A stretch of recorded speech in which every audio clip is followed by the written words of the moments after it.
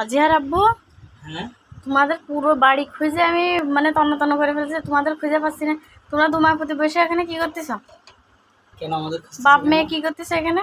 আমাদের খুঁজতেছো কেন? দুপুরবেলা খেতে হবে না? তারপরে ও নামাজ পড়বা তুমি। হ্যাঁ নামাজের টাইম হয়ে গেছে না? হ্যাঁ নামাজ পড়তে যাব।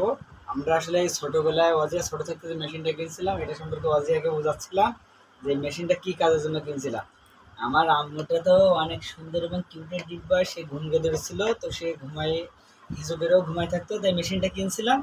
কিনে এই যে নিকটে নিয়ে আসো, এই যে প্যাডটা, এটা যখন অজিয়ার বেডের তলে দিয়ে রাখতাম, যখনই হালকা ঠান্ডা পাইতো তখনই অটোমেটিক্যালি এভাবে বেজে উঠতো। যেমন এখন ফর এক্সাম্পল এই যে, আর আমরা তখন বুঝতে পারতাম যে অজিয়া হলো হিসু করছে। আবার একটু পানি দিয়ে দেখাও, একটু পানি।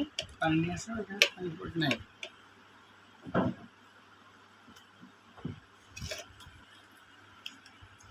এই যে এরকম থাকতো, তাহলে একটু কাপড়ও দিই। এই যে যদি হিসু করে দিত,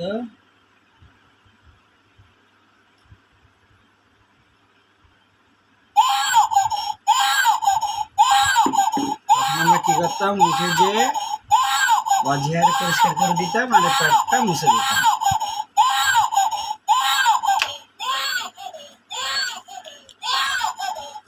দিলে এটা এরকম বন্ধ হয়ে যেত। আর এর ব্যাটারি কিন্তু অনেক দীর্ঘদিন যাবত ব্যবহার করা যায়। ব্যাটারিটা কিন্তু সে প্রথমে কেনা হয়েছিল, এখন পর্যন্ত ব্যবহার করতেছে। আর যাদের এই প্রোডাক্টটি দরকার, এই স্ক্রিনে দেখেন হোয়াটসঅ্যাপ নাম্বারে যোগাযোগ করে সেখান থেকে কিনে নিতে পারেন। ভালো থাকবেন সবাই।